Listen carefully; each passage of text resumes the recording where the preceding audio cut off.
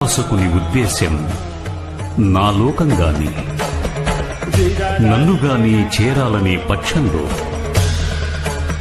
స్వచ్ఛమైన పూజా విధానం ఒక్కటే.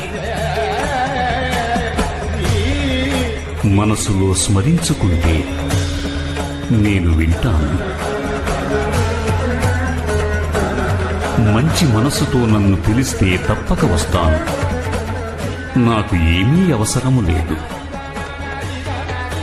ఒకవేళ మనసును శివమయంగా మారిస్తే ఆ మనసే శాంతి నిండిన కైలాస శిఖరం. అది నా సుందరమైన కాశీ. అదే నా ఉజ్జయిని నగరం. విధి అంటే ఏది? అది ఎలా ఉండాలి? మిమ్మల్ని మీరే ప్రశ్నించుకోండి. పూజ అంటే ఏమిటి?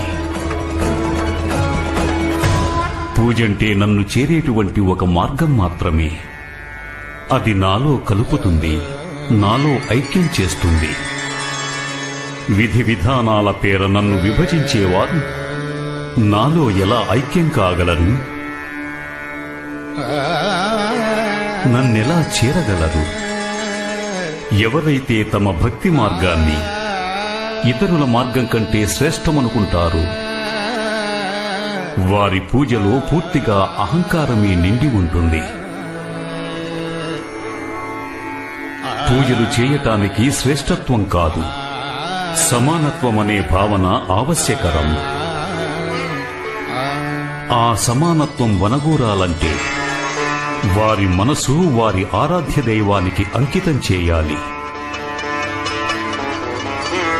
అసలు పూజ అన్నది ఎలా ఉంటుంది? సామాగ్రిలో ఉంటుందా? విధిలో ఉంటుందా? భక్తి భావనలపై ఆధారపడి ఉంటుందా?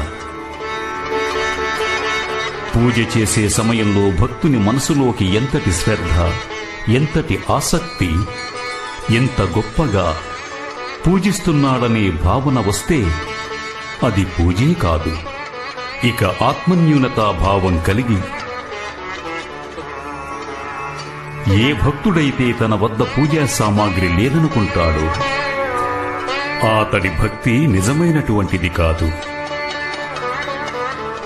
నిజమైనటువంటి పూజ ఏదంటే భక్తుడి మనస్సులో